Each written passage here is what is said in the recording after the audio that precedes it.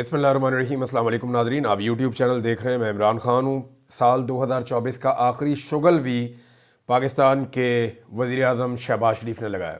ये वैसे पाकिस्तान के साथ पाकिस्तान की एस्टेब्लिशमेंट ने एक अजीबोगरीब मजाक किया। एक ऐसे शख्स को पाकिस्तान का वज़ीर आज़म बनाया जो ना संजीदा दिखता है, ना संजीदा हरकतें करता है। एक अजीब, यानी इससे अच्छा कोई नमूना 25 करोड़ लोगों में नहीं मिला था। अगर यही करना था, मैंडेट चोरी करना था, जाली फार्म 47 के ऊपर ही कोई वज़ीर आज़म बनाना था, तो कोई चज का बंदा बना देते या कोई ऐसा बंदा बना देते जो कौम का इस तरह मजाक तो ना उड़ाता। अब आखिरी दिल का शुगल आप चेक करें। इससे पहले शहबाज शरीफ साहब एक दिन कह रहे थे कि वो एक मुल्क में गए, वहाँ आवाज़ आ रही थी करके वो आवाज़ें निकाल रहे थे मुँह से। ये जनाब प्राइम मिनिस्टर है पाकिस्तान का, और वो आवाज़ें निकाल निकाल के एक्टिंग कर करके दिखाता है। अच्छा, अभी जो साल के आखिर दिन में वो आवाज़ बदल गई है। अब वो कहीं जापान गए हैं, वहाँ पे आवाज़ तब्दील हो गई है और वहाँ पे कह रहे हैं जनाब अब ऊ करके आवाज़ आ रही थी। एक और जगह पे गए हैं कहीं पे शहबाज शरीफ साहब, और उन्होंने कहा जी वहाँ पे वो एहतजाज हो रहा था, यानी वो काम जारी था और एहतजाज हो रहा था, तो ऊ करके एहतजाज करने तो शहबाज शरीफ साहब को बहुत पसंद आया। तो आज के बाद जब भी शरीफ खानदान एहतजाज करना चाहे ना, तो इनको सिर्फ ऊ पे लगाना है, सिर्फ कि जनाब आपका सबसे अच्छा एहतजाज जो आपका पसंदीदा, जाएँ जाके अपने घर बैठे और वहाँ पे ऊ करके आप एहतजाज करें। यानी खुद इन्होंने जब भी एहतजाज किया, ये इस्लामाबाद पहुंचे, इनको जगह दी गई, इन्होंने लॉन्ग मार्च किए, इन्होंने धरने दिए, जो इनका दिल किया इन्होंने किया। ये बैठ गए, अपनी इनकी हुकूमत थी और पंजाब के अंदर ये मीनारे पाकिस्तान बैठ के पंखे चलते थे, तो खुद तो इन्होंने ऊ करके कभी एहतजाज नहीं किया।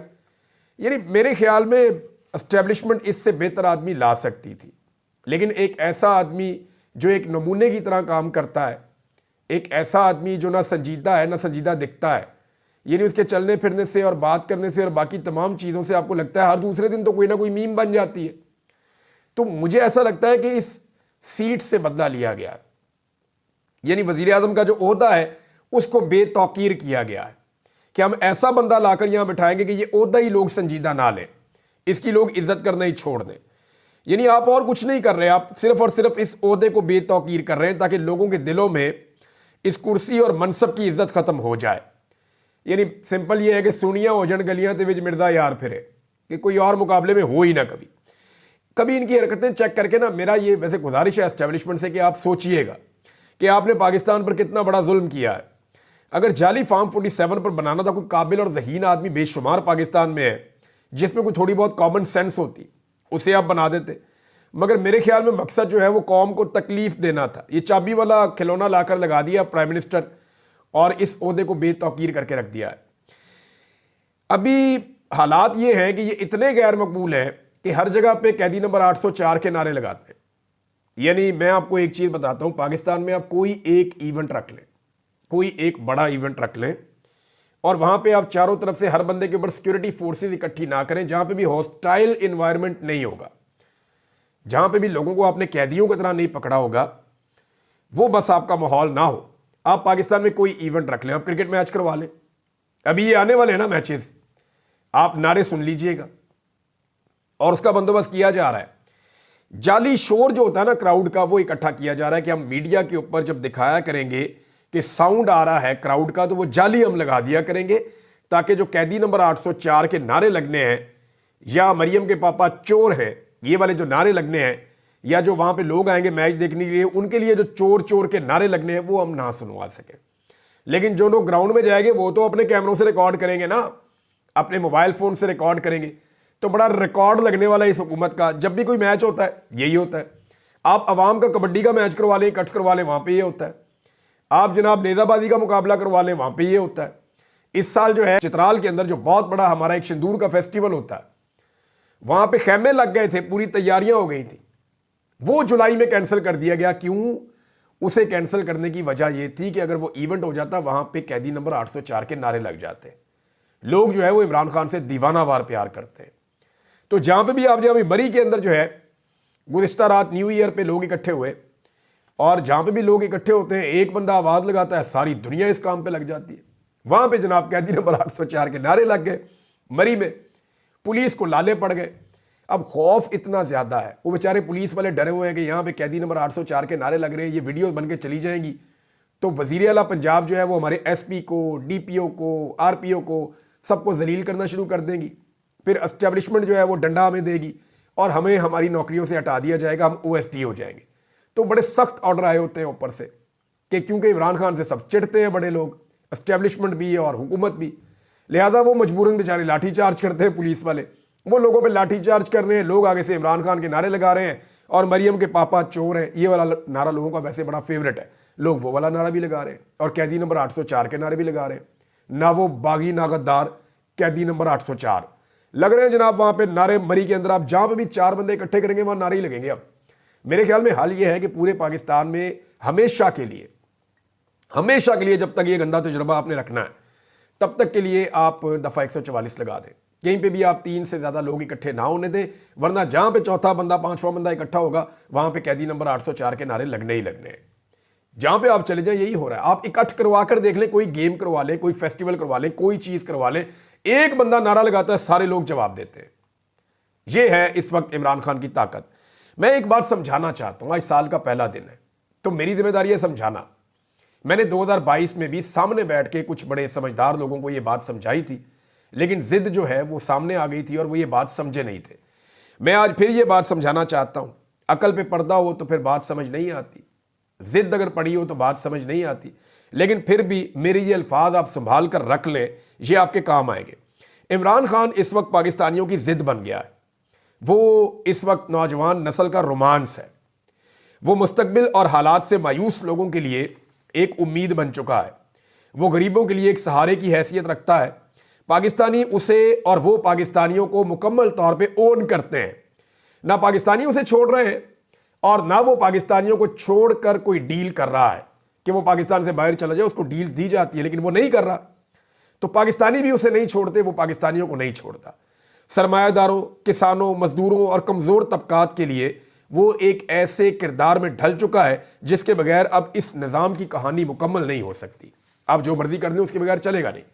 1 करोड़ ओवरसीज पाकिस्तानियों की अगर आप बात करें तो उनकी अक्सरियत इमरान खान के साथ खड़ी है और उसके एक इशारे की मुंतज़िर रहती है। 70 साल में जो पूरा मुल्क मिलकर नहीं कर सका वो उसकी जेल के दौरान ओवरसीज पाकिस्तानियों ने कर दिखाया और पाकिस्तान की हुकूमत और इदारों के हवाले से आलमी सतह पे जो सोच है उसको बदल कर रख दिया। उसकी आलमी शोहरत और मकबूलियत और क्रेडिबिलिटी है। ये कैदी नंबर 804 की मैं बात कर रहा हूं। यह वक्त उससे फायदा उठाने का है। माजी में इमरान खान से गलतियां हुई हैं, आइंदा भी होंगी। इंसान है, इंसान गलती करता है, मगर सच तो यह है कि आज आपके पास इमरान खान के अलावा मौजूदा मसाइल का कोई और हल नहीं है। उसके बगैर सिस्टम को घसीटा तो जा सकता है मगर सिस्टम को चलाया नहीं जा सकता। मैं मानता हूं कि गुज़िश्ता चंद सालों में मुल्क को जहां पहुंचा दिया गया है वहां से अगर इमरान खान भी आ जाए तो मुल्क को वापस निकालने में शायद कई साल लग जाएंगे। और मौजूदा अगर ये क़यादत जो इस वक्त बिठाई हुई है हुकूमत, इसको ज़बरदस्ती अगर चलाया भी जाए इस निज़ाम को, तो जितनी देर इसको मुसल्लत रखा जाएगा उतना ही ज़्यादा वक्त हालात बिगड़ने की वजह से हालात को ठीक करने में लगेगा। हो सकता है कई साल लग जाए। लिहाजा जिद छोड़ें, उसे मनाएं, शफाफ इलेक्शन करवाएं, मैंडेट का एहतराम करें और मुल्क को वापस खड़ा होने दें। करोड़ों पाकिस्तानियों से उनकी ये उम्मीद ना छीनें। अगर आपकी जिद में कोई सानिया हो गया ना, खुदा ना खास्ता, तो फिर आपको पछताने का मौका भी नहीं मिलेगा। इमरान खान एक चांस है इस कौम के लिए और ये चांस पाकिस्तान को लेना चाहिए। मैं ये नहीं कह रहा कि इमरान खान को दूध और शहद की नहरें बहा देंगे इस मुल्क में, लेकिन उनके बगैर अब सिस्टम चल नहीं सकता। लोग इस बात को मान चुके हैं। आपको इमरान खान को चांस देना पड़ेगा, चाहे वो कामयाब हो चाहे वो नाकाम हो, क्योंकि उनके बगैर कामयाबी के इम्कानात है ही नहीं। जिस निज़ाम को आप घसीट रहे हैं, ये घसीट रहे हैं आप, इससे ये निज़ाम चलेगा नहीं जब तक मर्जी आप घसीट लें। तो सिंपल इज दैट कि इमरान खान का दौर है, इसको तस्लीम करना पड़ेगा। इमरान खान को मौका देना पड़ेगा, उसको फ्री हैंड देना पड़ेगा। वो पाकिस्तान को आगे ले जाने की कोशिश करेगा। हो सकता है कि हम उसमें कामयाब हो जाए। नाज़रीन, मिफ्ता इस्माइल साहब ने एक सर्वे करवाया था। देखें, इमरान खान इतनी बड़ी रियलिटी है कि हर बंदा अब उसकी गवाही देता है। मिफ्ता इस्माइल वगैरह जो है वो इमरान खान साहब के अपोनेंट हैं। अब उन्होंने जो सर्वे करवाया, उस सर्वे को आप सुनेंगे आपको आइडिया हो जाएगा। उन्होंने कहा जी, शाहिद खाकान अब्बासी साहब ने और मैंने इलेक्शन से पहले एक सर्वे करवाया था जिसके मुताबिक सारे पंजाब में इमरान खान की नून लीग पर लीड डबल थी, यानी वो 2/3 अक्सरियत से ऊपर जाकर जीत रहा था। कराची में मेरा ख्याल था कि 15 सीटें इमरान खान साहब जीतेंगे, लेकिन वो 22 में से 20 जीत गए थे। 8 फरवरी 2024 को। 8 फरवरी को अवाम ने एस्टेब्लिशमेंट को सरप्राइज दिया था। ये जनाब मिफ्ता इस्माइल साहब का स्टेटमेंट है। और इमरान खान साहब का इस वक्त जो मूड है और जो उनका अंदाज़ा है और जो उनका हौसला है, उनके एक स्टेटमेंट के अंदर, एक जुमले का स्टेटमेंट आया सिर्फ इमरान खान साहब का। ये नए साल के ऊपर मैं आपको उनका स्टेटमेंट सुना रहा हूं और आप अंदाज़ा कर लें इस एक स्टेटमेंट से कि इमरान खान साहब का एतमाद कहां पे खड़ा है और पूरा सिस्टम कहां पे खड़ा है। इमरान खान ने कहा कि पूरा निज़ाम अपने घुटनों पर आ चुका है और ये एक रियलिटी है। अब इससे आप भागते जाएं जब तक आप भाग सकते हैं, लेकिन हकीकत यही है कि पूरा का पूरा निज़ाम अपने घुटनों पर आ चुका है। एक और खबर है नादरीन, और वो खबर है जनाब एजाज चौधरी साहब के हवाले से। एजाज चौधरी साहब ने बड़ी तकालीफ बर्दाश्त की है। 9 मई के बाद से वो जेल में बंद है लाहौर में, और कई मरतबा उनकी बीमारी की इत्तलात भी आई, वो काफ़ी बीमार हुए, लेकिन इसके बावजूद उन्होंने सरेंडर नहीं किया। वो इमरान खान के वफादार साथियों में से हैं। पहले वो पंजाब के सदर भी रहे थे। सेनेटर होने के बावजूद इस सिस्टम ने, यानी अब जब एस्टेब्लिशमेंट चाहे ना तो जो मर्जी आप कर ले, एक सेनेटर होने के बावजूद वो शख्स सेनेट के अंदर नहीं जा सका। एक मरतबा भी प्रोडक्शन ऑर्डर्स के ऊपर वो बंदा सेनेट में जाके बात नहीं कर सका, बात करने नहीं दी गई। जिद है ना एस्टेब्लिशमेंट को कि भाई हमारे कहने के ऊपर तुमने इमरान खान को नहीं छोड़ा ना, अब तुम सेनेट के अंदर आकर दिखाओ। ये जिद है। जिद के साथ मुल्क नहीं चलते होते कि मैं ताकतवर हूं, मैं बड़ा हूं, मैं करूंगा, ऐसे नहीं होता। 25 करोड़ लोगों का मुल्क है, 25 करोड़ लोग फैसला करेंगे।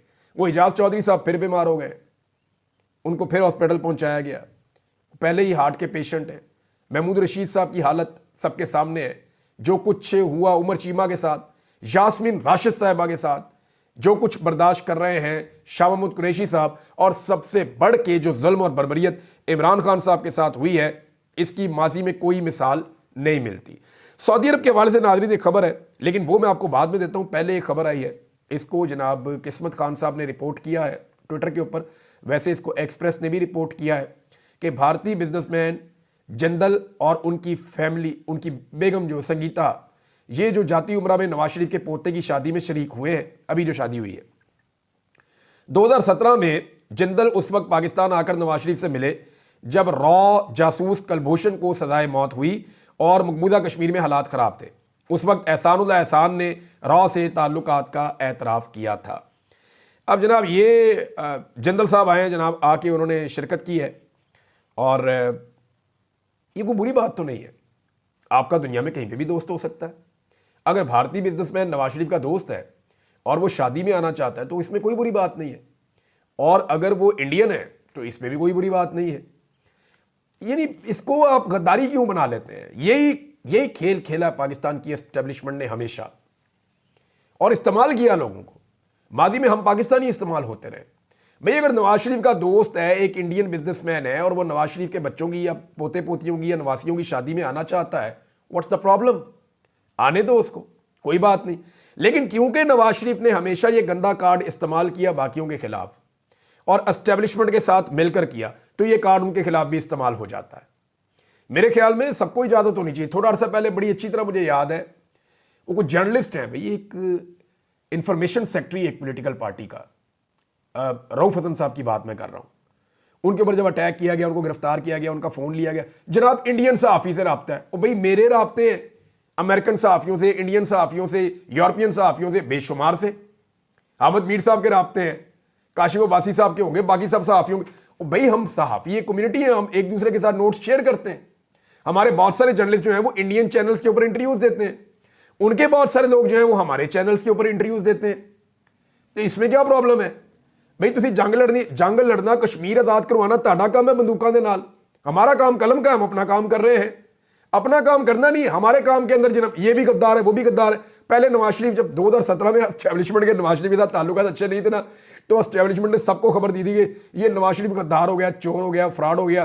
देखो ये इंडियन मेहमानों को इसने बुला लिया, देखो इंडियन को इसने अपने घर पे बुला लिया, ये गद्दार है नवाज शरीफ, ये पाकिस्तान का दुश्मन है, मोदी का यार है। ये कहानियां एस्टेब्लिशमेंट ने करवाई थी। अब देखें कैसी खामोशी है, क्योंकि नवाज शरीफ इस वक्त एस्टेब्लिशमेंट के जूते पॉलिश कर रहे हैं, तो इस वक्त कोई किसी को एतराज नहीं है। कितनी मजे की बात है ना? इंटरेस्टिंग। तो मामला गद्दारी का नहीं है, जनरल बाजवा के ताल्लुकात नहीं है इंडियंस के साथ। इंडियन कारोबारी लोगों के साथ उनकी भी फोटोज आई हुई है, जनरल बाजवा की।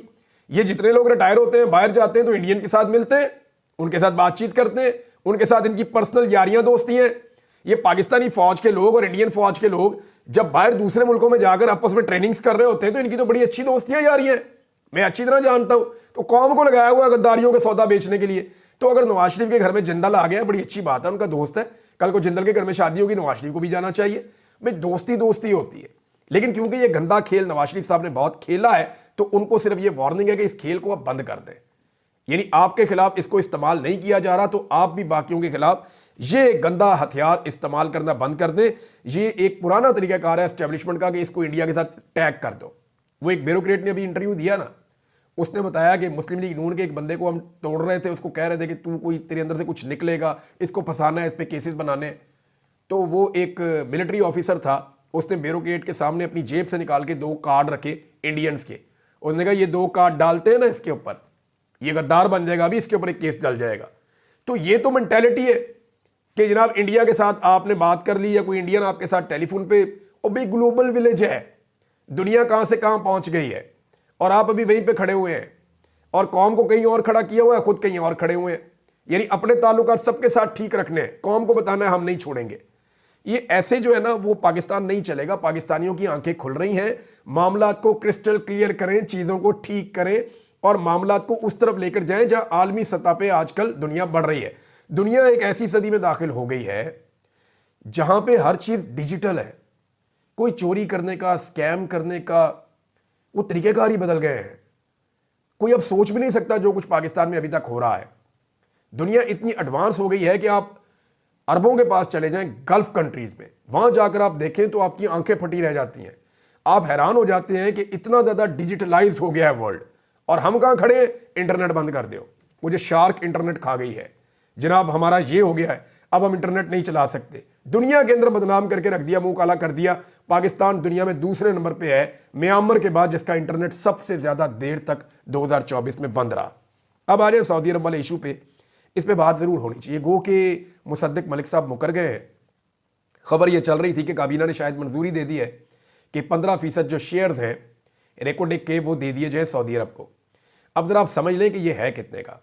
खबर ये आती है कि कुछ 540 मिलियन डॉलर्स में ये दे दिया जाए, तो 1000 मिलियन डॉलर्स का जो है वो 1 बिलियन होता है। 1 बिलियन डॉलर जो है वो 1000 मिलियन डॉलर्स का होता है। आधे बिलियन डॉलर के अंदर ये 15% सऊदी अरब को दे दिया जाए। इसकी जो कीमत लिखी हुई है ना, मुख्तलिफ चीज़ों पे अगर आप रिसर्च करें तो इसमें कॉपर निकलता है और सोना निकलता है, और सोने को ओंस के अंदर तोला जाता है और कॉपर को टन्स के अंदर तोला जाता है। इसकी वर्थ खर्चा निकाल के सारा कुछ करके भी कम से कम 100 अरब डॉलर से ज़्यादा की है रेकोडिक की। 50% हमने उन कंपनियों को दिया हुआ है और वो भी गलत दिया हुआ है जो वहाँ से निकाल रही है, बाकी 50% हमारा है।